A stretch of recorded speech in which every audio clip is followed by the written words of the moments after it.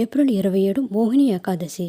ఈరోజు పిండి దీపాలు వెలిగిస్తే అనంత కోటి పుణ్యం లభిస్తుంది. వైశాఖ మాసంలో వచ్చే ఏకాదశిని మోహిని ఏకాదశి అని అంటారు. ఈ నెల ఏప్రిల్ 27వ తేదీన సోమవారం నాడు అత్యంత శక్తివంతమైన ఏకాదశి ఏర్పడింది.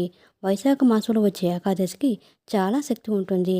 ఎవరైతే ఈ ఏకాదశి రోజున విష్ణుమూర్తి స్వరూపమైన వెంకటేశ్వర స్వామిని పూజిస్తారో అలాంటి వారికి పట్టిందల్లా బంగారం అవుతుంది. కాబట్టి ఏకాదశి పూజా విధానం, పాటించాల్సిన చిన్న చిన్న నియమాల గురించి ఇప్పుడు తెలుసుకుందాం. ఏప్రిల్ 27 సోమవారం నాడు మోహిని ఏకాదశి సందర్భంగా ప్రతి ఒక్కరూ వెంకటేశ్వర స్వామిని పూజించండి. కాబట్టి ఈ సోమవారం స్త్రీలు తెల్లవారుజామున నిద్రలేచి ఇంటి గుమ్మానికి పసుపు రాసి కుంకుమ బొట్లు పెట్టి ఇంట్లో దీపారాధన చేసుకోండి. సాధారణంగా పిండి దీపానికి అత్యంత దైవశక్తి ఉంటుంది.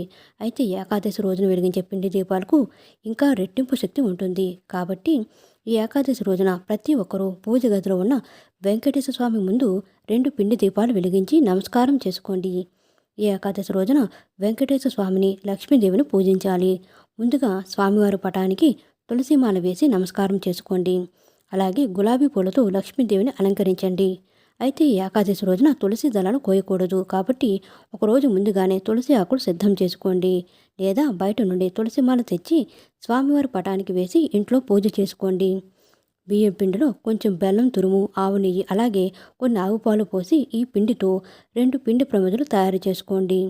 ఈ పిండి ప్రమిదలను మీ పూజ గదిలో ఉన్న వెంకటేశ్వర స్వామి పటం ముందు పెట్టి దీపాలకు కుంకుమ బొట్లు పెట్టి ఆవు నెయ్యి పోసి ఒక్కో దీపంలో 5 ఒత్తులు వేసి దీపారాధన చేయండి. ఈ పిండి దీపాలకు పుష్పాలు, అక్షంతులు సమర్పించి నమస్కారం చేసుకోండి. కటిక పేదరికంతో ఇబ్బంది పడేవారు ఒక పసుపు దారానికి 11 యాలకులను గుచ్చి వెంకటేశ్వర స్వామి పటానికి నమస్కారం చేసుకోండి. ఆర్థికంగా అభివృద్ధి చెందుతారు. ఇక పూజలో స్వామివారికి నైవేద్యంగా 2 అరటిపండ్లు మరియు ఒక చిన్న బెల్లం ముక్కను నివేదించండి. ఈ విధంగా విష్ణుమూర్తిని పూజిస్తూ ఓం నమో భగవతే వాసుదేవాయ అనే మంత్రాన్ని జపించండి. అలాగే గోవిందనామాలు చదవండి. వెంకటేశ్వర స్వామికి పచ్చకర్పూరం అంటే చాలా ప్రీతికరమైనది.